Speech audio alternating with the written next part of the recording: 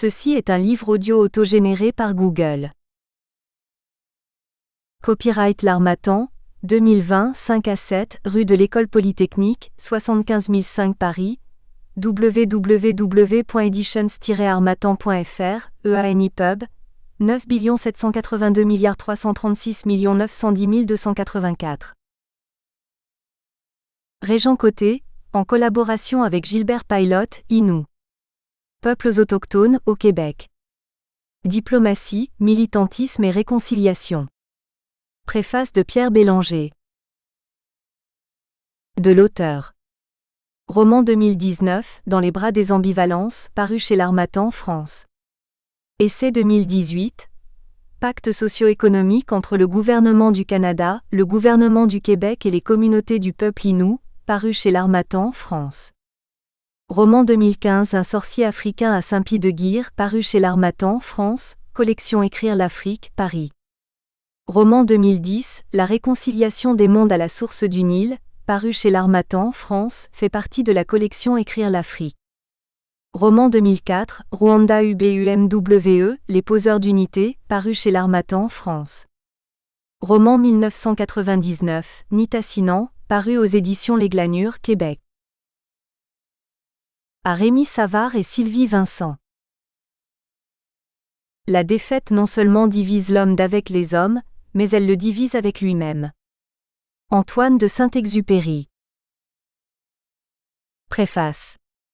L'ATENOGEN, c'est ce qu'on doit transmettre afin que les générations futures sachent ce qu'il convient de savoir, disait un conteur Innu de la Romaine qui se confiait à l'anthropologue Rémi Savard.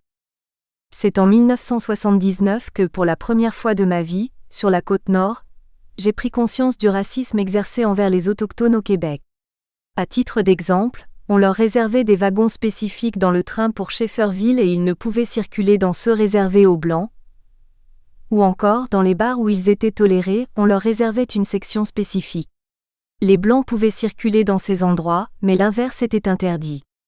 Cela peut vous paraître anecdotique, mais pour moi ces exemples n'étaient que la pointe de l'iceberg.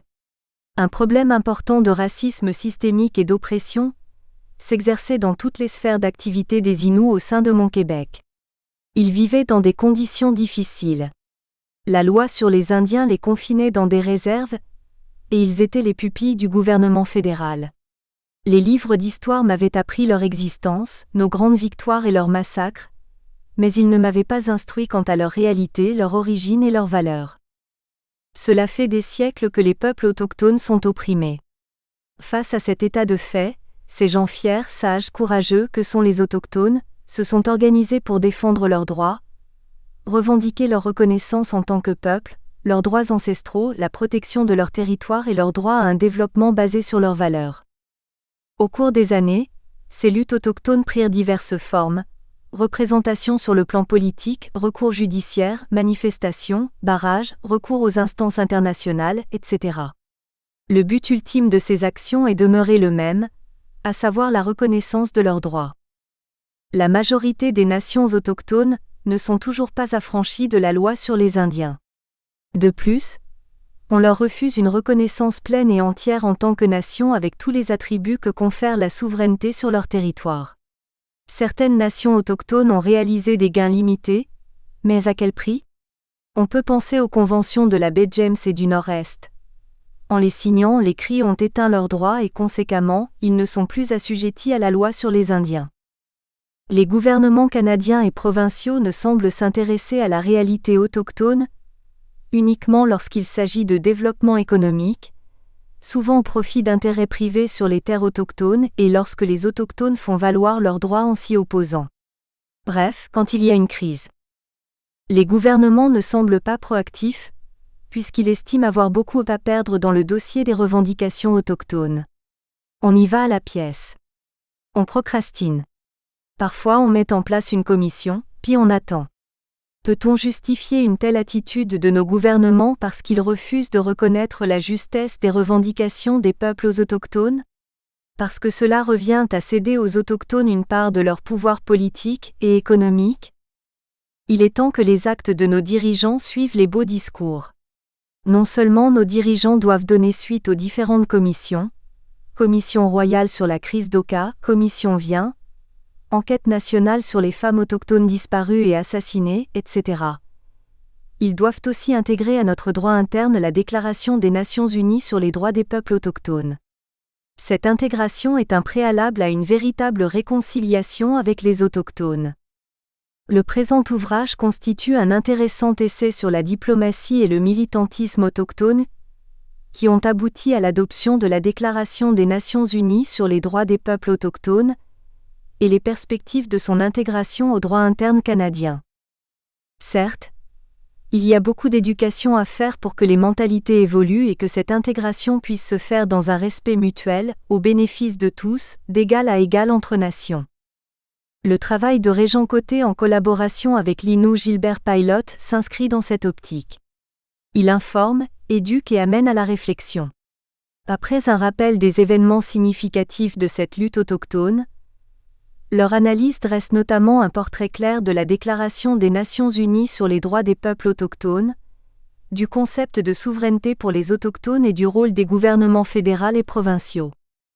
La réconciliation avec les peuples autochtones et l'intégration de la Déclaration des Nations Unies sur les droits des peuples autochtones au droit interne canadien constituent les prémices essentielles pour mettre fin à l'oppression et la discrimination envers les autochtones. Les auteurs nous donnent un très bon outil pour mener à terme cette mission.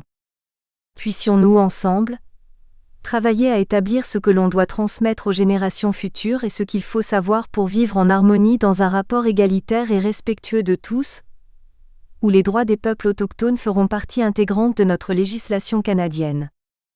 Pierre Bélanger. Introduction, les peuples autochtones comme porteurs de traditions juridiques. L'élaboration de la Déclaration des Nations Unies sur les droits des peuples autochtones, DNUDPA, a mobilisé les peuples autochtones à travers le monde pendant des années jusqu'à son adoption, le 13 septembre 2007, à l'Assemblée générale des Nations Unies. Toutefois, le Canada était l'un des 4 pays à ne pas souscrire à cette entente internationale. Ce ne fut qu'en 2010, notamment à la suite des incessantes représentations des peuples autochtones du Canada, que le gouvernement canadien adhéra à la DNUDPA.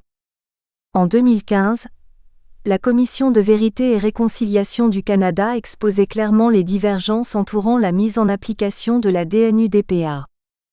Ce qui est clair pour la présente commission, c'est que les peuples autochtones et l'État ont des opinions très différentes et divergentes sur la définition de la réconciliation et la meilleure façon d'y arriver.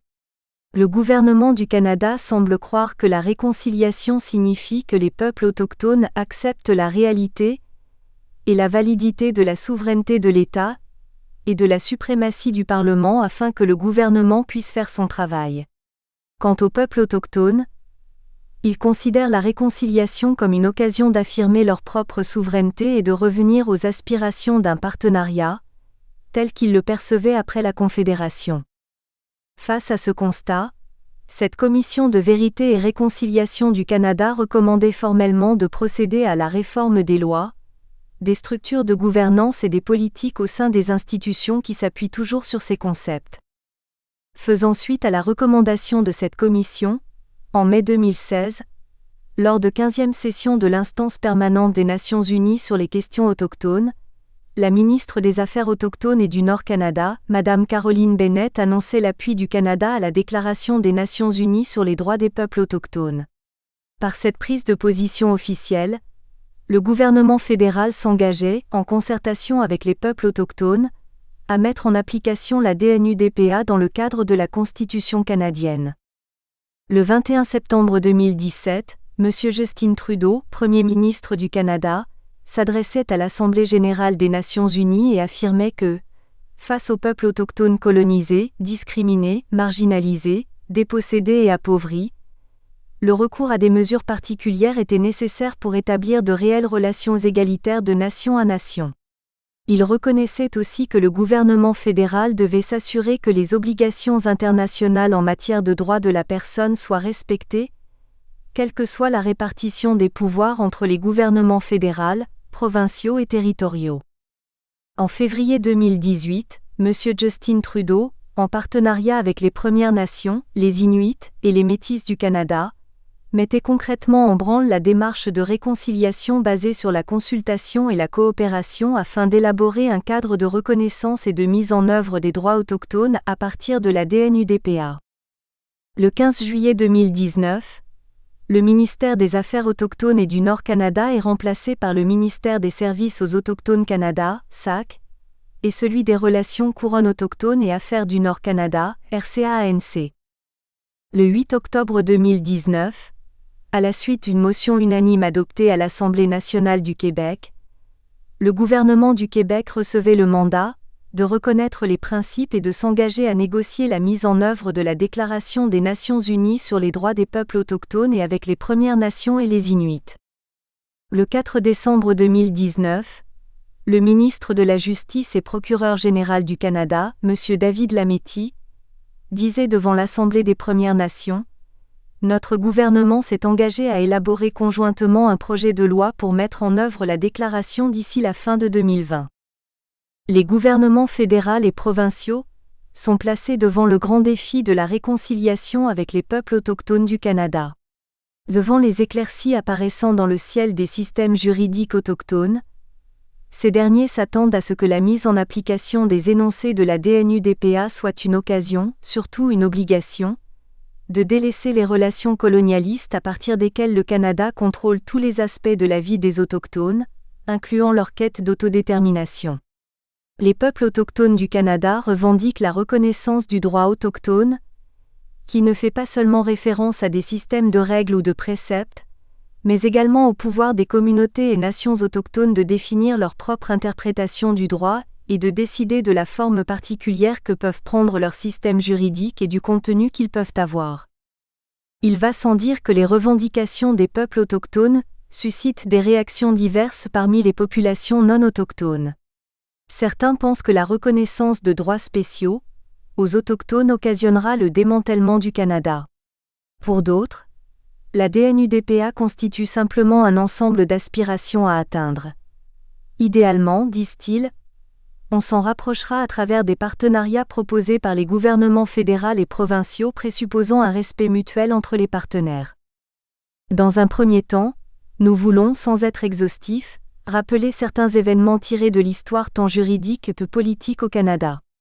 Il s'agit de suivre un fil événementiel depuis l'arrivée des Européens aux Amériques, jusqu'à aujourd'hui où les peuples autochtones frappent aux portes de l'actuelle Constitution canadienne. Dans un second temps, nous présentons des opinions parfois convergentes, parfois divergentes, au sujet de la mise en œuvre de la DNUDPA comme moyen pour réaliser la réconciliation avec les peuples autochtones du Canada. Cette lecture historique fait ressortir un constat. Les peuples autochtones sont des porteurs de traditions juridiques. Ce survol des siècles passés, porté par le droit à l'autodétermination de tous les peuples, n'est pas sans interroger ce qui constitue le Québec indivisible. 1. Quelques faits historiques au Canada. Temps immémoriaux, les peuples autochtones occupent le continent nord-américain depuis plus de 10,000 ans. 1455, au cours du XVe siècle, les conquérants européens arrivent en Amérique guidés par la bulle pontificale Romanus Pontifex de 1455, un document par lequel le pape a posé un acte juridique majeur.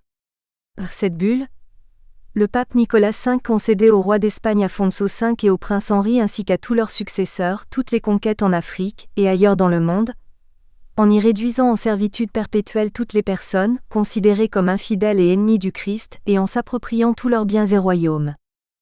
Dans son rapport, Madame Tonia Gonella Frischner, représentante de l'ONU, affirme que cette bulle pontificale a servi d'assise à la doctrine de la découverte et aux expéditions organisées par les royaumes et États chrétiens d'Europe à partir du XVe siècle pour conquérir et soumettre les peuples autochtones non chrétiens afin de s'emparer de leurs terres et territoires et de les exploiter. Au cours des siècles, cette situation de domination incitera les États contemporains à revendiquer non seulement un titre de propriété, mais aussi un pouvoir sur les peuples autochtones, sur leur territoire et les ressources s'y trouvant.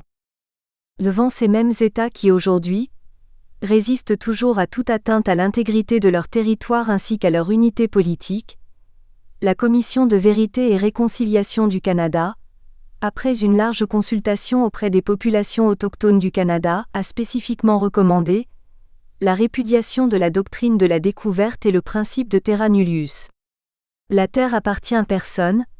Ces deux concepts, faisaient valoir cette commission au gouvernement fédéral, ont été à la base d'une histoire de déshumanisation des autochtones, et ils ont été utilisés pour justifier la souveraineté des peuples européens sur les territoires et les peuples autochtones. XVIe siècle, débute la colonisation française des Amériques qui se poursuivra jusqu'au XVIIIe siècle. La France construit un empire colonial en Amérique du Nord, appelé Nouvelle-France. Le territoire français comprend le golfe du Saint-Laurent jusqu'aux montagnes Rocheuses et au sud, il s'étend jusqu'au golfe du Mexique. 1725 à 1752, des traités de paix et d'amitié sont signés entre la couronne britannique et les Premières Nations des Maritimes et de la péninsule de Gaspé. Ces traités ont avant tout une portée militaire, notamment durant la guerre de 7 ans. 1725 à 1779. Les premiers traités entre les Micmacs et la couronne britannique sont signés. Le territoire ancestral de la nation Micmac comprend la Nouvelle-Écosse, l'île du Prince-Édouard, Terre-Neuve, la Gaspésie, la partie orientale du Nouveau-Brunswick et certaines parties du Maine. Le titre Micmac sur ce territoire traditionnel n'a jamais été cédé par traité, ni par aucun texte législatif ou instrument juridique. 1754 à 1763. La guerre de 7 ans est le premier conflit d'envergure mondiale.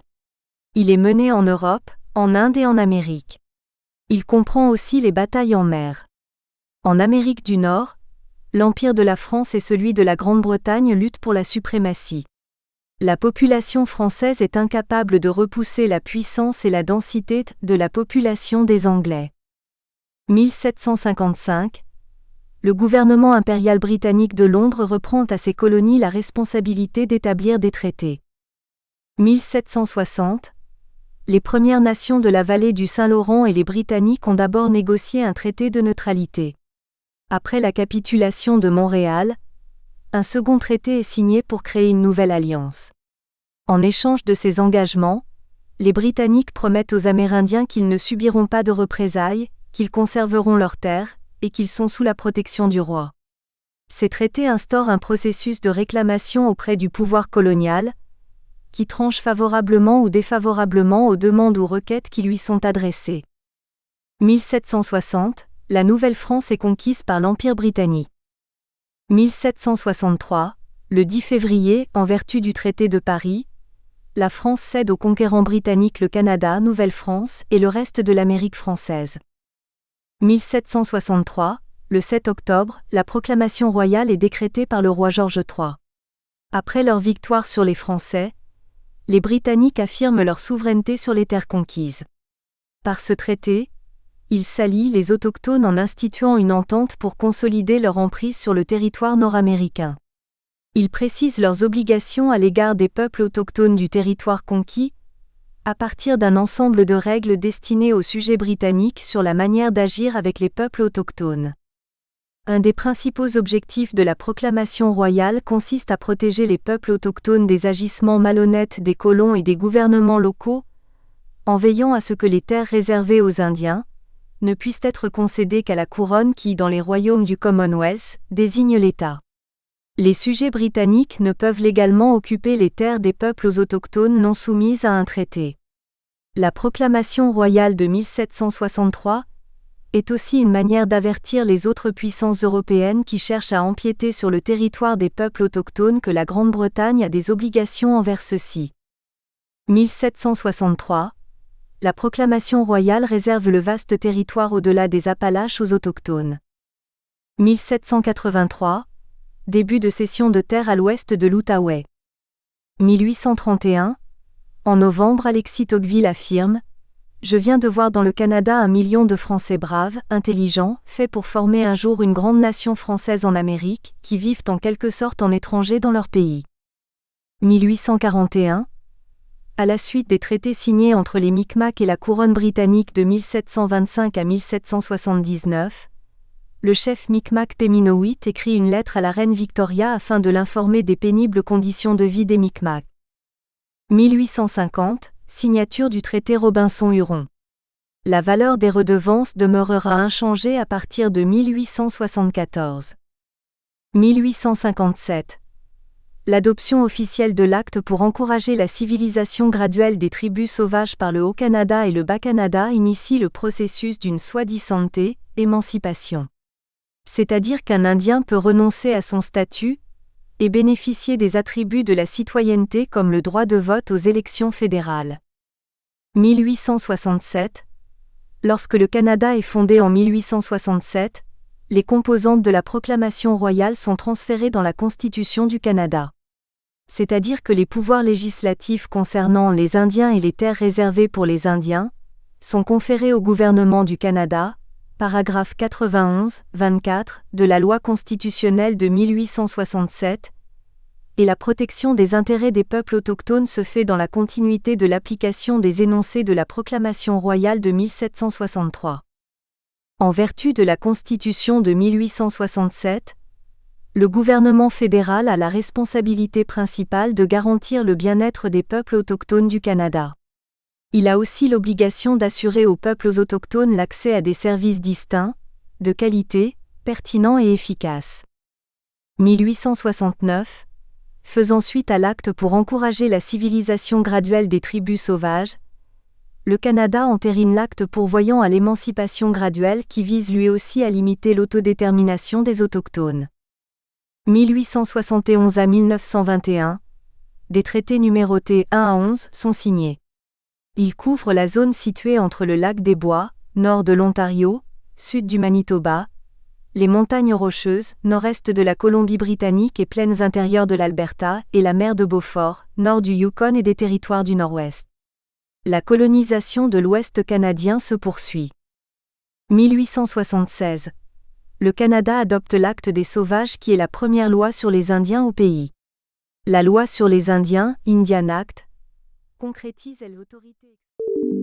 Nous espérons que vous avez apprécié cet aperçu. Pour continuer à écouter ce livre audio sur Google Play Livres, utilisez le lien dans la description de la vidéo.